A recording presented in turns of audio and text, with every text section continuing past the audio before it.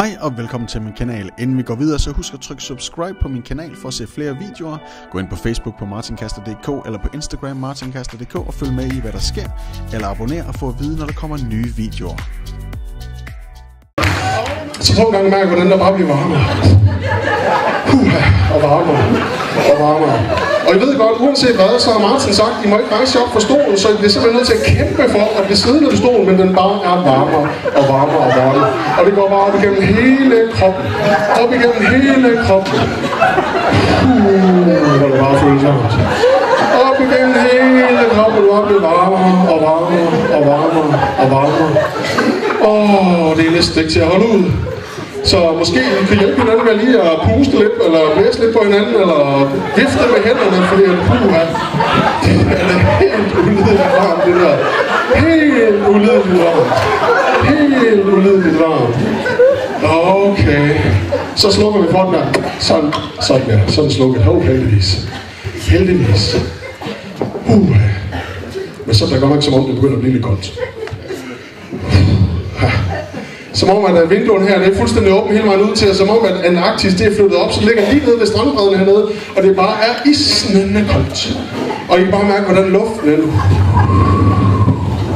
sniger sig op igennem skinnebenene, op igennem benene, og det bare føles koldere og koldere og koldere. Som om alle de her små muskler, de begynder at ryste. I kan mærke, hvordan det bare isner ned ad ryggen, som om at alle de små hår, de rejser sig i nakken. Hvordan den musklerne, det hele af sig selv bare begynder at vibrere og ryste, fordi det bare er koldere og koldere og koldere. Måske det var en god idé, hvis ligemænd rykker sammen med sidemænden, fordi så kan man da holde varmen. Så vi lige kan hjælpe hinanden bare en lille smule, fordi det bare er så koldt, så koldt, så koldt. Og det bare er koldere og koldere og koldere. Og koldere og koldere og koldere. Så bliver det varmere igen. Så bliver det varmere igen. Se, nu giver jeg et par instruktioner. Den, jeg holder i hånden lige præcis nu. Hvis jeg kommer hen til dig og giver dig hånden lige præcis, som jeg gør nu, så vil du mærke, at det begynder at klø helt vildt i skridtet. Jeg er simpelthen så om, at de her underbukser, du har fået på, eller boxershorts, eller hvad det er, det begynder bare at klø helt vildt. Prøv at mærke allerede nu, hvordan det bare begynder at klø, fordi det sidder der helt skævt det hele dernede. Hvor er det bare træls, og det er kun, når jeg holder dig i hånden, og når jeg ikke holder dig i hånden, så er det som om, det bare forsvinder helt automatisk. Så er det dyberne. Ja, det er perfekt. Og til den person, jeg holder i hånden lige nu, hver eneste gang jeg kommer hen og rører dig på skulderen, eller rører dig i hånden nu, så tænker du, hold da kæft, ham er det der Brad Pitt, ham må jeg have.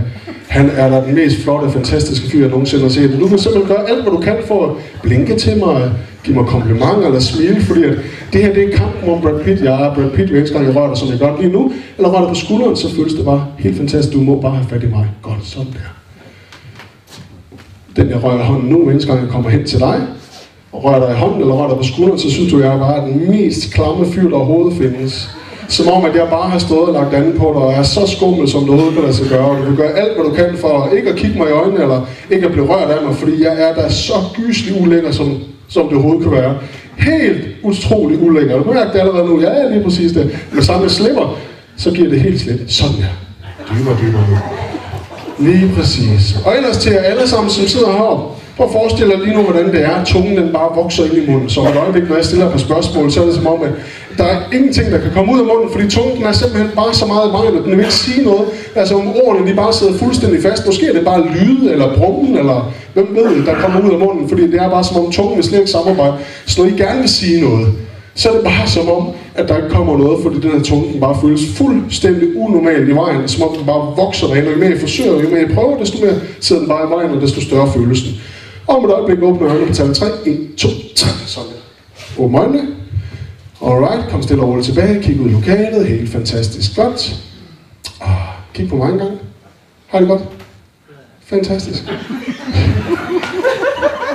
Ja, hvad hedder du?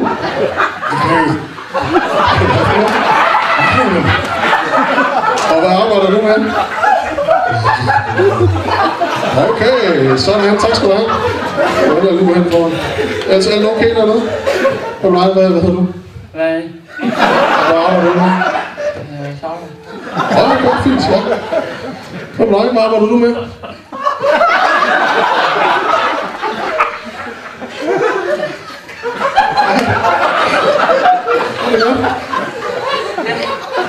Jeg kan lide det smil. Bare et sødt smil. Så du bare der med det i orden. Og nej, hvad hedder du? Eller skal du ryge, eller hvad siger du? Okay, du siger ikke så meget. Hej, hej. Hej, hvad hedder du? Du siger pænt goddag. Ja, okay, det er fint. Og nej, hvad hedder du? Hvor meget var du med? Med slik. Med slik, eller hvad siger du? Det er fint. PC. PC. Nå, okay. Ja, det er fint. Det er helt fantastisk. I er simpelthen super gode alle sammen. Det må jeg nok sige. Sidde helt stille. Bare blive siddende helt stille. Se, jeg har hørt noget om, at I skulle være ret hurtigt til at gå rejse op. Hvor hurtigt er du? Hurtigst. Du er hurtigst. Er der nogen andre, der er uenige med hende her? Ja, okay. Hurtigere. Hurtigst. Du er hurtigst. Hvad med dig, kommer? Super hurtigt. Du er også den største her, så jeg tror hedder at du kan... Hvor hurtig er du? Bare den bedste. Du var den bedste. Hvad med dig? Allerhurtigst. Så når du kigger på den, har de en chance? Alright. De har ikke en chance. Okay. Men se her. Er alle sammen her? Er I klar? Er I klar? Okay. På tallet 3, så skal I vise, hvor hurtigt I kan rejse op. Er I klar? 1, 2, 3! Ja, absolut. Det er jo godt nu. Hvem vinder?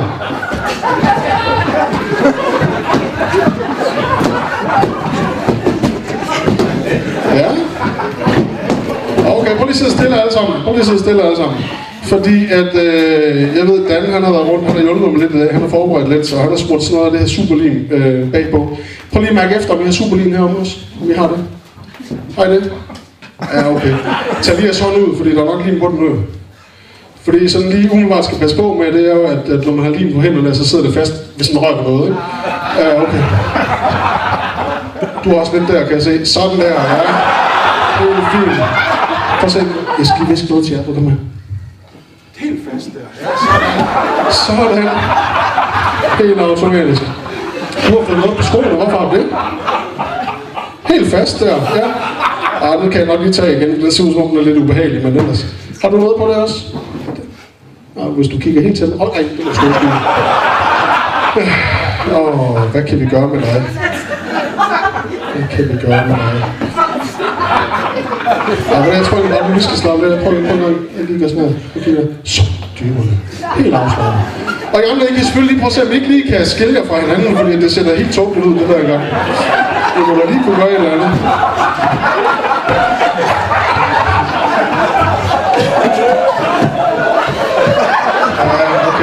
Okay, prøv lige at slappe af, fordi det skal jo noget være, sådan, når nogen kommer til skade. Hvad kan vi gøre? Ja, hvad kan vi gøre? Når man mærker et lille prik i panden, så giver I bare fuldstændig slip. Så det er bare helt sådan der, ja. Sådan, lige præcis. Dobbelt op. Sådan der. Helt afslappet, sådan det er bare fantastisk. Sådan der. Perfekt. Det var I ret gode til. Om et øjeblik. Når jeg tæller til tallet 3, så vil du åbne øjnene, så vil du bare føle som om, at du har helt vildt tør ind i munden. Du må bare have noget at drikke. Og det kan simpelthen ikke gå stærkt nok, og du skal lige spørge om lov, inden du tager den vand, der står foran dig, fordi du må bare have noget at drikke. Det, der så lige er sket, det er, uanset hvad du gør, så kan du simpelthen ikke finde din mund. Den er væk. Din mund er fuldstændig væk. Jo mere du forsøger at prøve det, stå længere væk er den bare. Og det, du skal ikke forstå det, fordi du kan jo snakke, og du kan svare, men din mund er fuldstændig væk, når du skal drikke, og det kan på ingen måde lade sig gøre at drikke. Den er helt væk. På tallet 3 åbner I alle sammen øjnene på 1, på 2, på 3. Sådan der. Kom tilbage, hvis I alle sammen lige sidder frem i en række her foran. Sidder helt stille og roligt.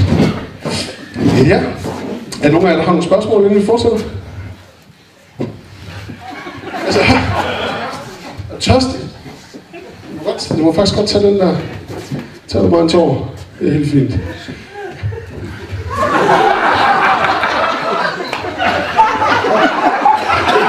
Skal du da drikke noget, hvis du også er tørstig?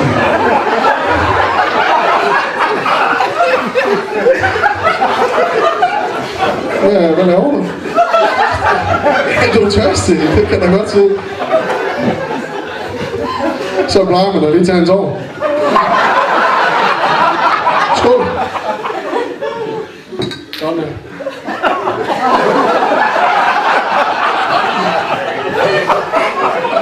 ikke telefon, det der, vel?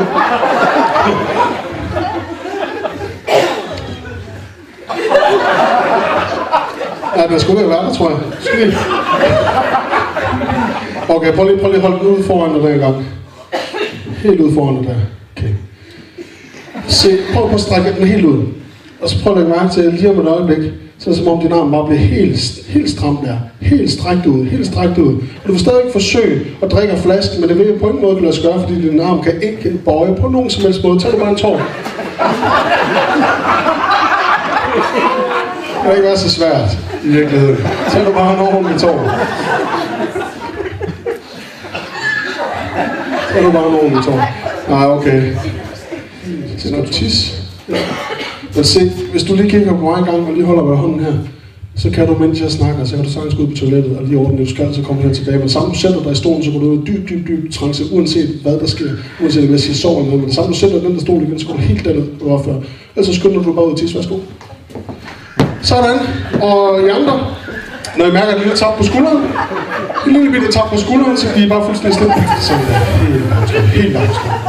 Og så. Og så. Så. Helt afslappet. Om et øjeblik, så skal jeg vise jer en lille bitte tryllekunst. Fordi tryllekunsten består i, at jeg har et bælte i hånden. Og jeg kan simpelthen trylle med det her bælte. Jeg kan simpelthen trylle så meget med det her bælte, at lige pludselig så kan jeg lave det til en levende slange. Hej kære ven, fik du det ordnet? Ja. Det er godt. Du sætter dig bare ned i den stol, der er lige præcis der. Okay? Sådan der, ja. Sådan der, helt fint. Prøv at se, det der sker her, hvis de kommer hen, prøv at komme store fyr der, du ved lige præcis. Hvis de kigger på den der, se lige om det er bare et bælte, ikke? Og så. Så. Prøv at røre med den.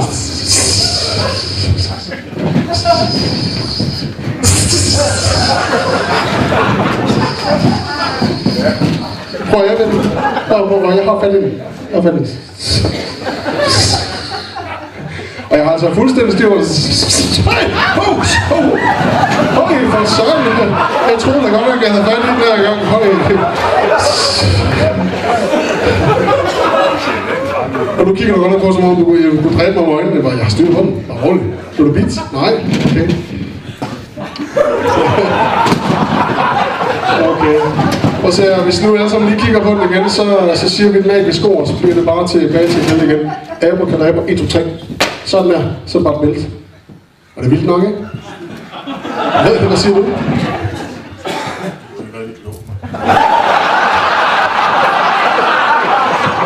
Så hvis I lige sætter stolen på en fin række igen, og så er det sådan lige... Ikke rigtig klogt. Det er noget af det pæneste, jeg er blevet kaldt længe. Og så er det sådan, at når man så har sagt trylleordet der, så virker det som regel. Men jeg ved aldrig. Sådan der helt meget ned. Sådan der. Helt afslappet. Så nemt kan det gøres. Og så forestiller jeg lige nu, at jeres højre hånd har et lille glas med lige præcis jeres favoritdrik. Og for at lige være helt sikker, så tager jeg lige en slurk af den nu, for lige at mærke, at det nu også er den. Tager jeg bare en slurk og mærker, hvordan det påvirker kroppen allerede med det samme. Det går ind i munden, ned igennem halsen, ned i maven, og det bare føles så dejligt. Og i virkeligheden så er de her drinks, jeg har givet jer nu, de er faktisk så specielle, at man får ikke tømmermænd. Men man kommer ikke helt derhen, hvor det hele det bare er ubehageligt, eller man bliver rundtosset, eller noget som helst. Man får det bare fantastisk sjovt.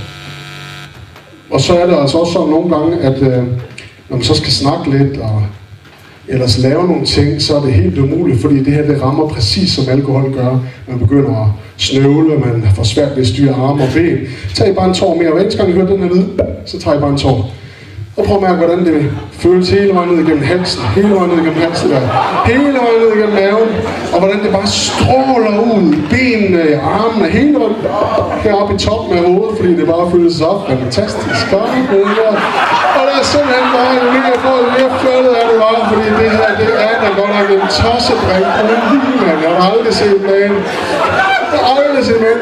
I tager bare en tår mere, sådan der. Ja. Så er der dobbelt op. Så er der dobbelt op. Og jeg åbner bare øjnene stille og roligt. Jeg åbner bare øjnene stille og roligt. Ja. Altså, smager det godt?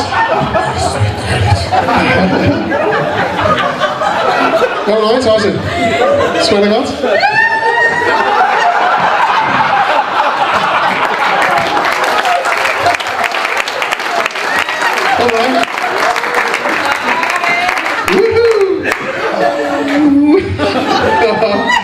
Kom nej, Marker.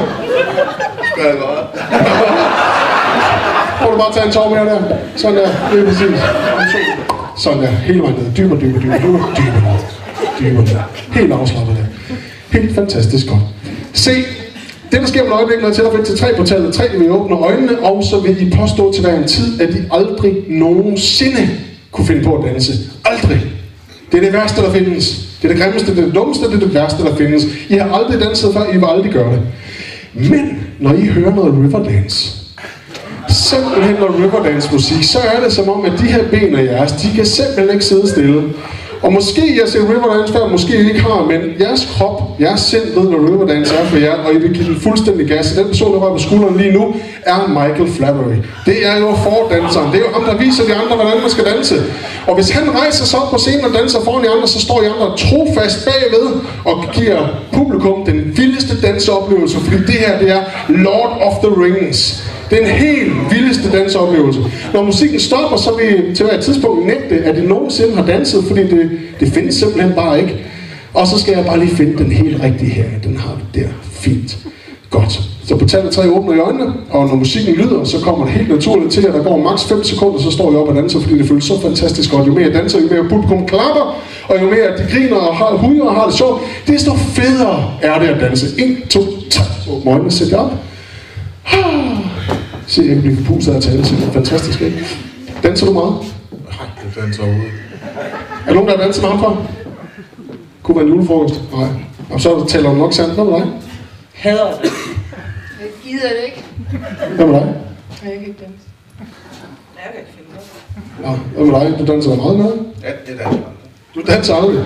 Okay, så der er ingen af jer, der danser. Det er sådan set fint nok, men så tager vi det bare herfra. Så sker der noget der. Jeps! Hey! Giv mig hånd!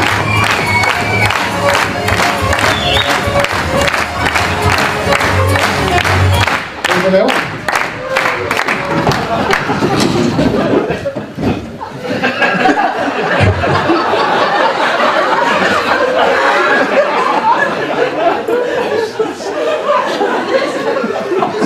Hvad laver jeg?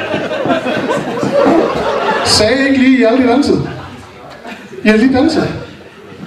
Du har lige danset? Du har ikke danset.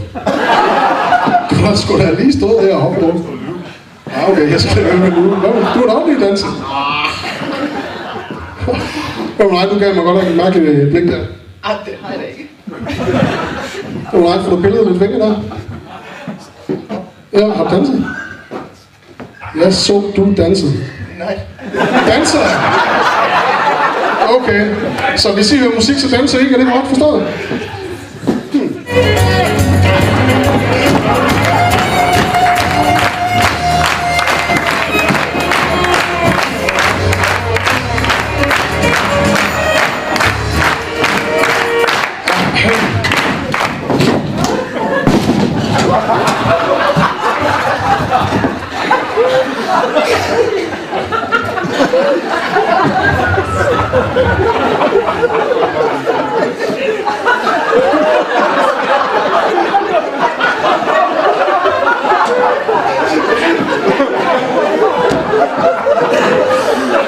Ja, jeg ved sgu ikke det. Er du helt sikker?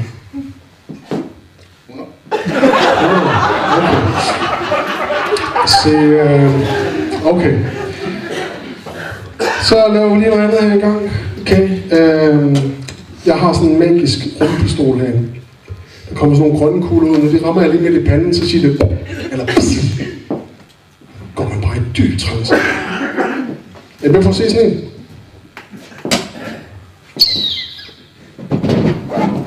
Ja, du skal ikke være bange, bare det.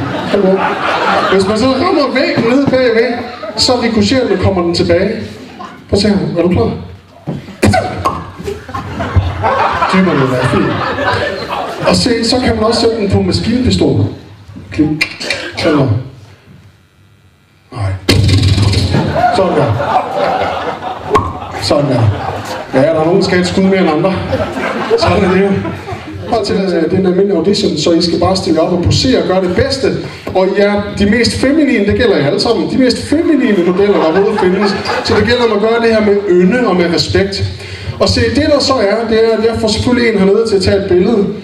Og med det samme, at jeg siger ordet smil, så vil I lave det grimmeste ansigt, der findes i hele verden. Det grimmeste ansigt.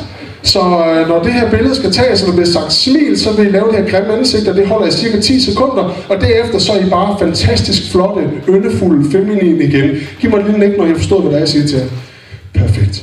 Så på tallet 3, så er I de vildeste, de flotteste, de mest fantastiske modeller. Jo flere der hujer nede i publikum, desto mere fantastiske føler jeg, og får lyst til at stille jer frem og virkelig posere og fremhæve alle jeres attributter. Okay, attributter. På tallet 3. 1, 2, 3. Åbn øjnene der. Og inden I lige skal vente lidt. Fordi at det der er vigtigt her, det er, at inden at spejderne de får lov og rolig. Inden spejderne de får lov og virkelig vurdere, at det er vigtigt, at I ikke kommer op og slås. I må gerne stille foran. Lad nu være med alt for meget skubberi, ikke også? Så, men jeg synes, I bare skal stille jer op, og så skal I vise, hvad I kan.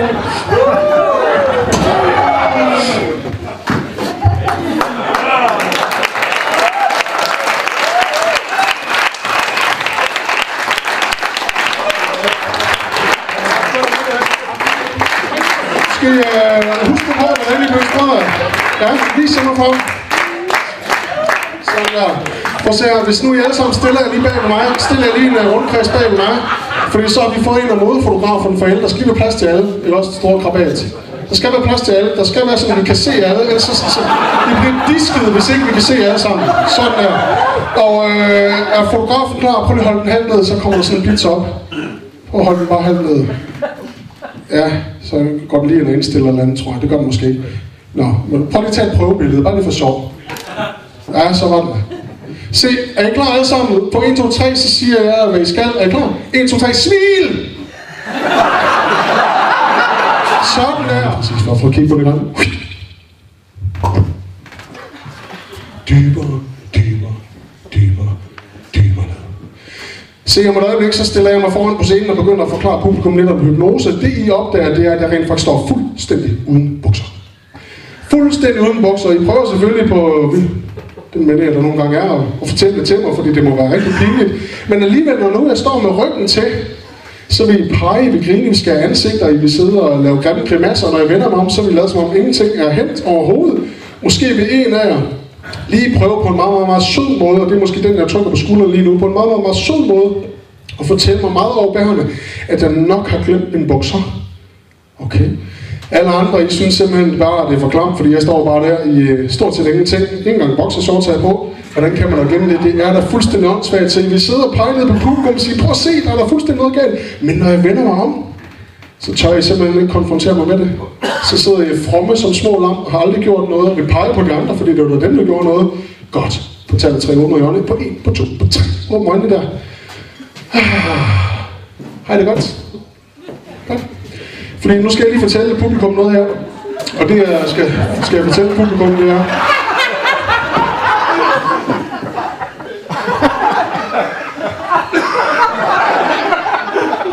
Hypnose er noget sjovt noget.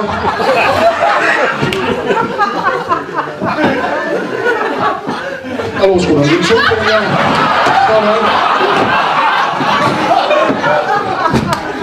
Sådan. Altså. Jeg vil tale lidt højere, jeg kan ikke høre det. Bukser? Er der bukser på? Er der bukser på?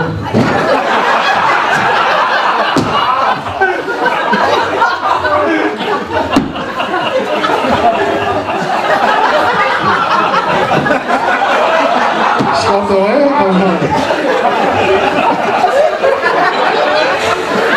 okay, prøv lige at kigge på den her igen. Helt fuldstændig afslappet. Begge arme er helt afslappet, lige præcis. Længere. Se, det der så sker nu, det er jo et øjeblik, når jeg tæller til tallet 3, så vi opdager, at alle dem, der sidder nede i publikum, de har heller ingen bukser på. Alle gør der har, alle dem, der er på scenen, de har. Alle dem nede i publikum, de har ikke en travl på kroppen overhovedet. Ikke en travl på kroppen. Og I tror, at I er de eneste, der kan se det. Så I prøver at holde begejstringen måske tilbage.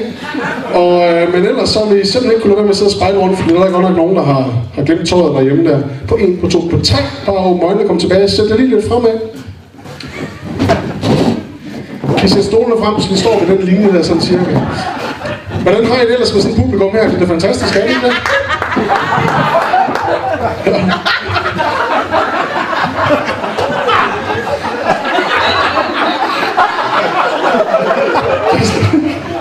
Hvad så?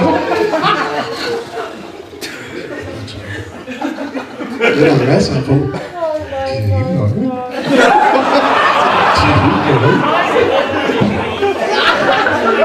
Hvem er din rigtig gode kollega derude? Jeg er med.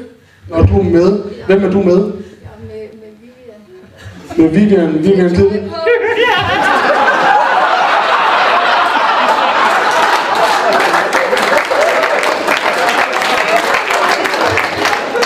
Plejer det at være sådan med Vivian? Nej. Prøv at forestille dig, når I lige rører min tommels op på min pegefinger, så begynder den at lyse. Og når jeg så kører sådan nogle streger gennem luften, så bliver stregerne sådan der. Så bliver stregerne. Og når den her pegefinger, den peger på jer, så går I ned i en dyb trance. Helt automatisk.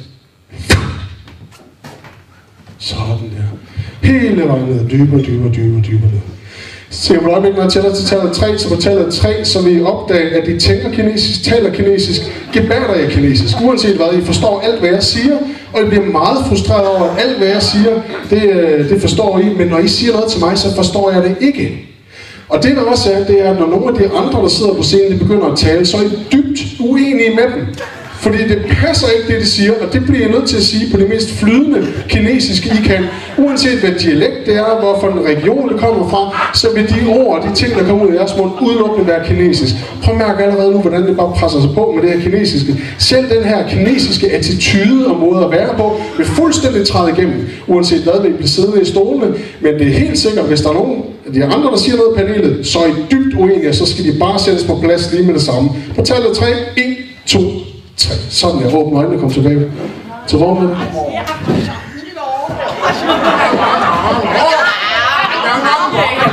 Og jeg plejer faktisk at skulle starte det her, men de kører jo bare.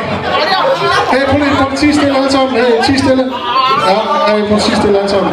En af gangen. Ja, en af gangen. Først, når jeg siger værsgo, så må en af jer tale. Du fortalte noget om, at hvorfor Danmark også er en skønt land. Hvad var det, du sagde til mig tidligere?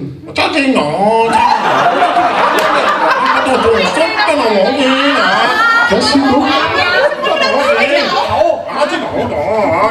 Okay, rolig. Du er lidt uenig, kan jeg fornemme. Hvad er problemet?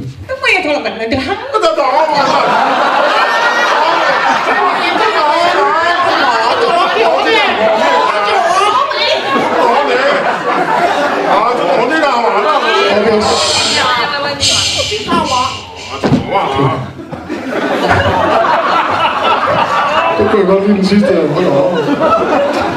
Du fortalte noget om, hvorfor kampsport var sådan en integreret del af jeres barndom, der hvor du kom fra. Hvad var det, du sagde til mig?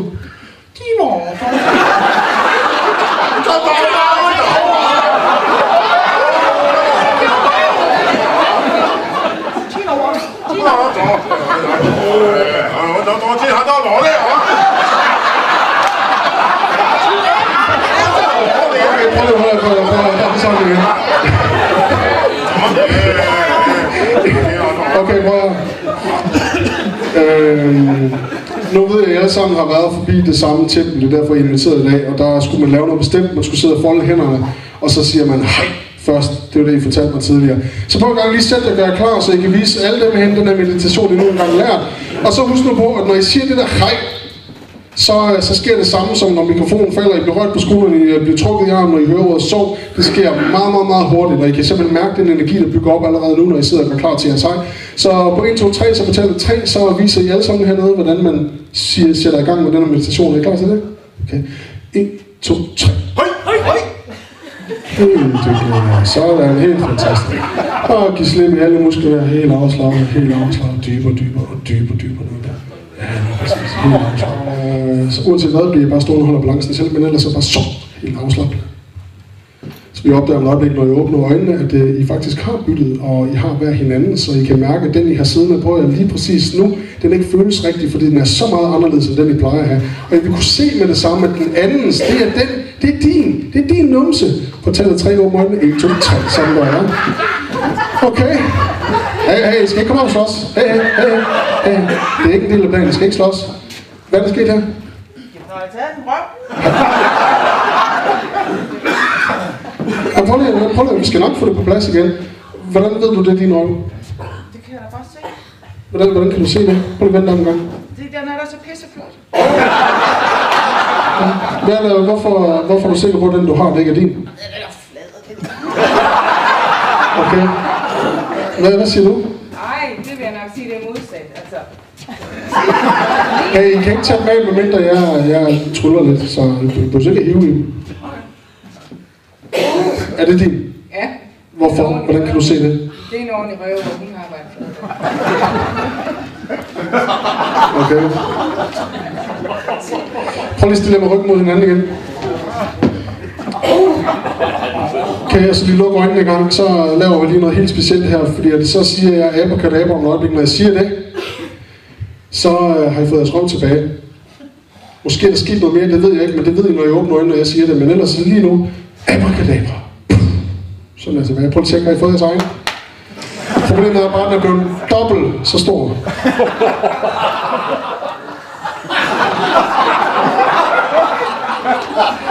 Jeg sagde det nok forkert til.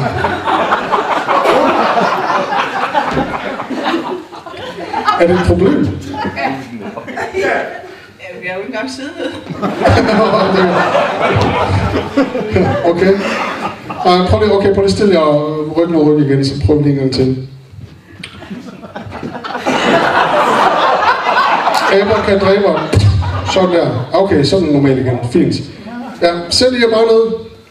Men om øjeblikket er selv til 3 på tallet 3, så vil I se de her fantastiske 8 uger gamle hundevalpe lige her foran. I ved, hvorfor en der er jeres, så vi skynder jer at tage den op, og lige de næste 5 minutter, der er I de største hundeelskere, der overhovedet findes. Det er det mest fantastiske dyr, og dem her, de er bare så søde. Og de dufter bare af nyfødt valp. Helt vildt. Og det er bare så dejligt fantastisk. Så 1, 2, 3, sådan der. Åbne øjnene. Prøv at se der, når hvor de er søde. Tag en hundevalp op. Nej, de er bare nuser. Hvor er de søde, mand. Prøv lige at dufte til dem en gang. De dufter bare så fantastisk, når de nyfødte nogen der.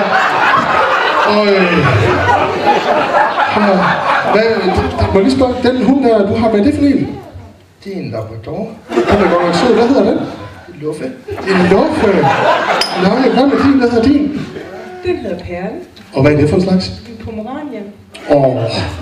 Hvad med din? Jamen, det er en lille kravle. Lille kravle, og det er bare lige løfte den op der i forpoterne der, og så kigge den ind i øjnene. Prøv en gang at gøre det. Det er simpelthen så uskyldigt, ikke? Når man kigger dem lige ind i øjnene. Altså tisser de! Nej, de tisser. Ej, okay. Det må I lige tørre af, det der. Det er sgu ikke i orden. Når jeg siger ordet trance, så kan I huske alt, hvad der er sket. Alt, hvad der er sket. I hver eneste lille bitte detalje. Og prøv at tænke på lige nu, hvis der er noget i jeres liv, I godt kunne tænke, at der blev bedre. En vane eller noget andet. Noget, som I har lyst til at slippe. Så kan I give slip på det allerede nu, bare ved tanken om det. Fordi ja, den er mest fantastiske tilstand, I overhovedet er i lige nu. Giv slip på alt det, I ikke længere har brug for. Og fokusere udelukkende på alt det, I gerne vil kunne gøre. Fordi allerede tanken om, at I vil kunne gøre det, gør, at I allerede kan gøre det. Som det mest naturlige, mest automatiske. Men ellers, når jeg siger tallet 3, så er alt fuldstændig væk. I kan ikke huske noget som helst. Der er ingenting sket, og det vil jeg påstå, indtil jeg siger ordet trance. Kom tilbage på 1, på 2, på 3. Åbn øjnene der gang. Yes, giv dem lige en kæmpe hånd alle sammen. I må gerne til at se sko på.